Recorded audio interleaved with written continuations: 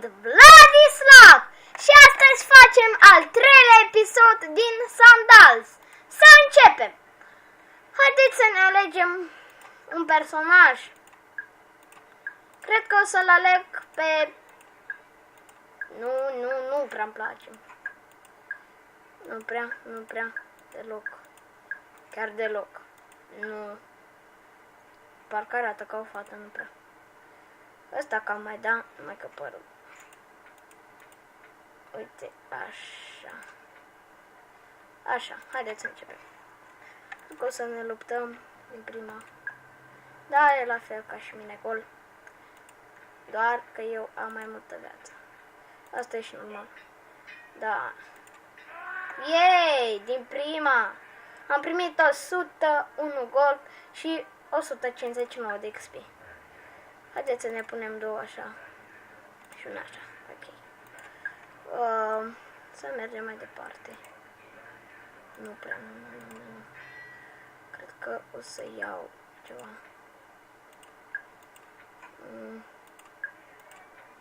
Nu prea cred că o să iau sabie. Da. Acum haideți să luăm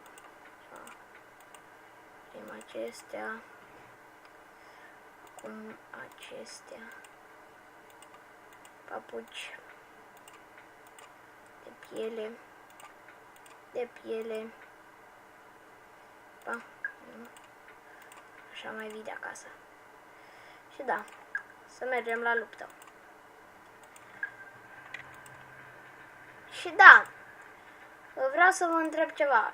După cum doriți, vreți să fac și alte videouri, provocări sau ceva de genul, puteți să-mi ziceți. Și vă zic de la mine, în exclusivitate, o știre fenomenală. Eu nu voi filma o dată în săptămână, ci vreo 2 videouri pe zi. Da! Chiar este adevărat. Puteți să îmi urmăriți canalul în fiecare zi, să vedeți că o să apară noi videouri. Da, deci am primit 265 de gol și 382 de XP. E normal. Cred că o să ne alegem apărare, desigur, atac și putere. Da. Cred că o să ne luăm ceva mai puternic. Mă rog.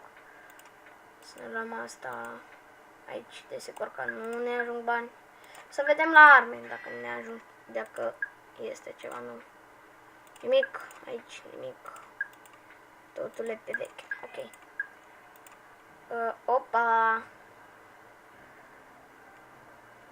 Sunt sigur că cred că îl voi câștiga, că deja a doua oară a murit. Nu veni, mă, turcule!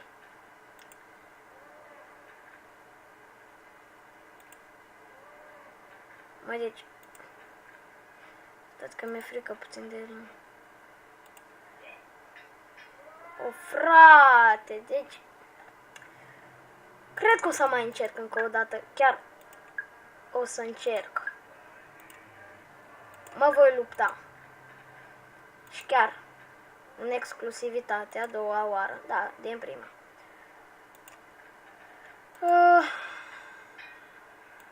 Ok. Bye, bye. Mă, tu ce nu înțelegi? Mori, mă.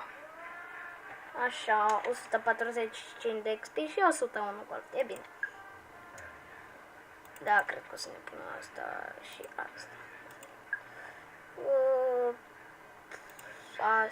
Aici. Cred că o să iau acest topor. Și...